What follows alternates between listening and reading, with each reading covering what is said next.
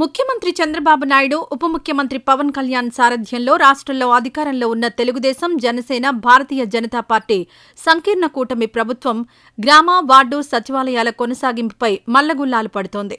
ఈ వ్యవస్థలో సమూల మార్పులను తీసుకుని వచ్చే దిశగా కసరత్తు చేపట్టింది.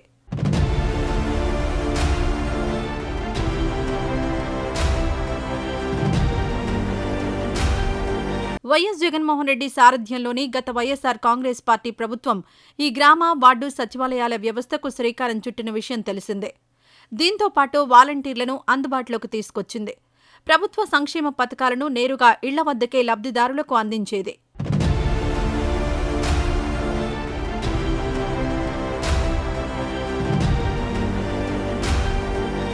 ఈ ఏడాది ప్రభుత్వం మారిన తర్వాత ఈ రెండు వ్యవస్థల మనుగడ ప్రశ్నార్థకమైంది.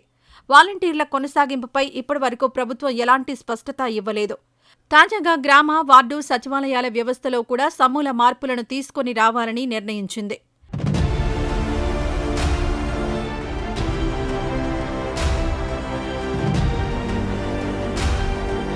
దీనిపై ముఖ్యమంత్రి చంద్రబాబు నాయుడు సమగ్ర సమీక్షను నిర్వహించారు.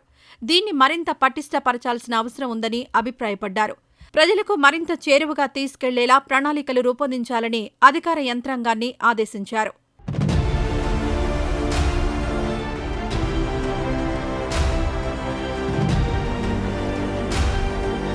సచివాలయాల పునర్వ్యవస్థీకరణ, వీటి ద్వారా ప్రజలకు అందుతున్న సేవలు, పనితీరుపై ఈ సందర్భంగా అధికారులు చంద్రబాబుకు పవర్ పాయింట్ ప్రెజెంటేషన్ ఇచ్చారు. కొన్ని చోట్ల గ్రామ పంచాయతీలకు అనుగుణంగా సచివాలయాలు ఉండట్లేదని తెలిపారు. 13,291 గ్రామ పంచాయతీలుండగా గ్రామ సచివాలయాల సంఖ్య మాత్రం 11,162గా ఉంటోందని అన్నారు.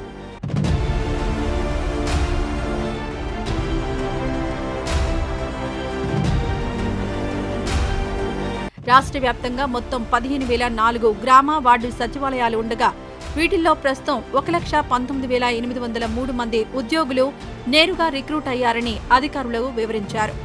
ఇతర విభాగాల వారిని కూడా కలుపుకుంటే ఈ సంఖ్య 1,27,175కు చేరుతుందని చంద్రబాబు దృష్టికి తీసుకువెళ్లారు.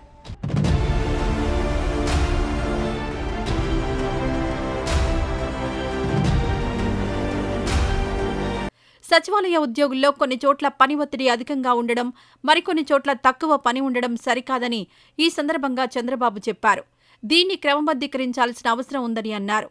అందరికీ సమానమైన పని బాధ్యత ఉండేలా చూడాలని ఆదేశించారు.